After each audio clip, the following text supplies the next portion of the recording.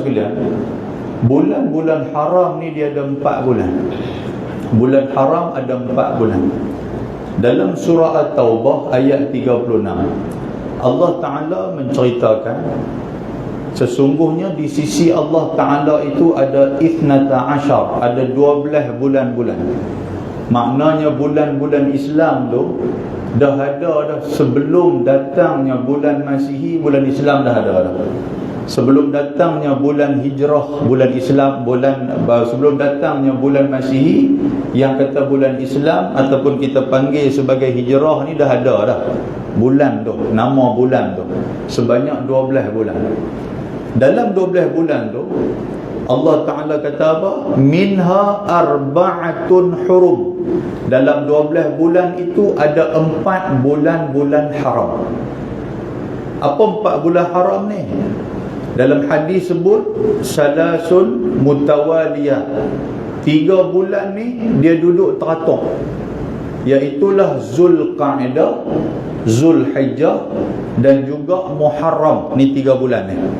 Zulqa'dah lepas dah, Zulhijjah pun baru lepas, baru kemarin ni.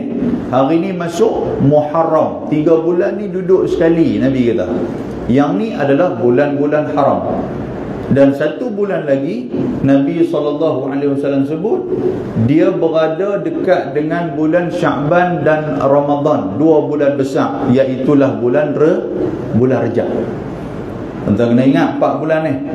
Bulan apa? Bulan Zulqa'dah, bulan Zulhijjah, bulan Muharram dan juga bulan Rejab. 4 bulan ni disebut sebagai bulan haram. Apa keistimewaan bulan haram ni? Keistimewaan bulan haram ni apa dia, tuan-tuan sekalian? Iaitulah dalam bulan ni Allah Ta'ala sebut fala tazlimu fihinna, janganlah kamu melakukan kezaliman di dalamnya. Maksud lakukan kezaliman tu apa? Jangan duk buat benda tak elok dalam bulan ni, dalam 4 bulan ni.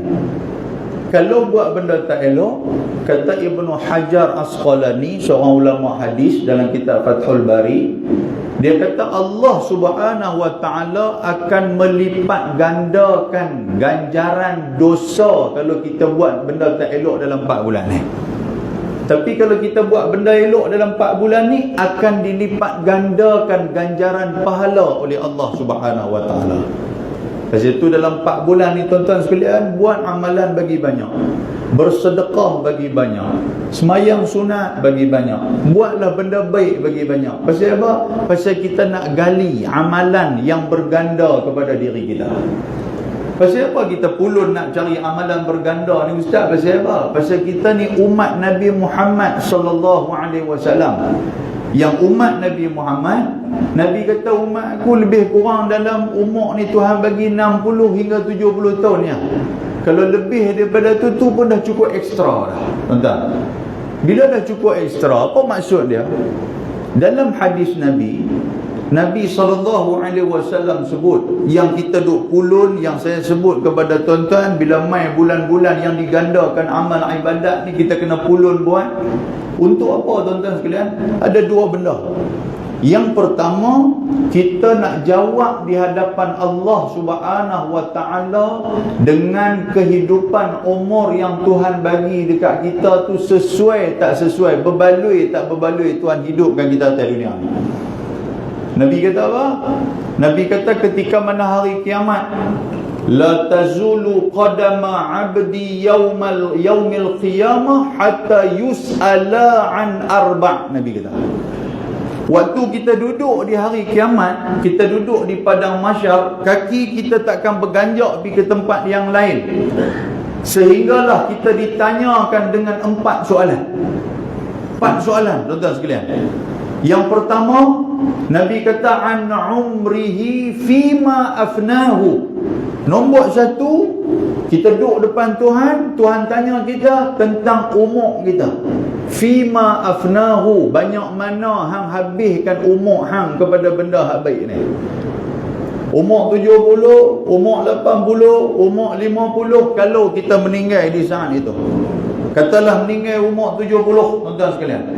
Allah Ta'ala akan tanya kita, dalam umur 70 ni banyak mana amalan kebaikan yang hang telah buat? Yang ni kita nak kena jawab depan Tuhan.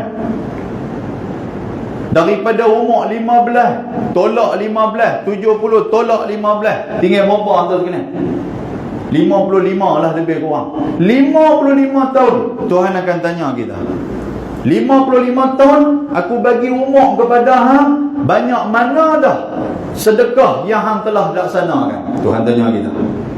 Aku bagi ke hang umur 55 tahun. Ni kaki hang duk main jejak ke masjid Kebun Sirih ni berapa tahun dah? Kita baru main 5 tahun, berasa berapa main 50 tahun tu.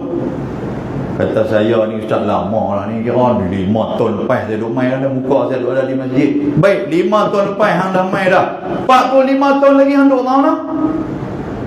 Boleh ke tuan tanya dulu ni? Tuan macam jegik mata kat saya. Nampak? Kalau Tuhan tanya macam tu. Okey, 5 tahun hang duk bangga main ke masjid, hang duk berasa hebat sangat ke masjid, 45 tahun lagi hang duk tahu dah. Waktu tu tuan-tuan sekalian, dengan semayang tunggang terbalik lagi, dengan tak kenal halal haram, dengan apa, sedangkan kita dihidupkan dalam keadaan Islam.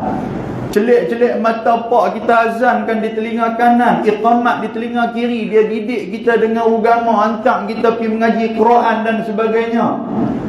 45 tahun kita duk tersesat dengan kehidupan kita. Hanya 5 tahun sahaja kita duk main kaki ke masjid, tuan-tuan sekalian. Adakah berbaloi untuk kita nak jawab 5 tahun yang Tuhan bagi kat kita dengan umur 70 tahun yang Tuhan bagi? Allahu Akbar. Tuan-tuan boleh bayang tak macam mana kita nak jawab depan Tuhan tu? Sebab itulah, bila mai bulan-bulan yang dilipat gandakan amalan, ambil kesempatan ni.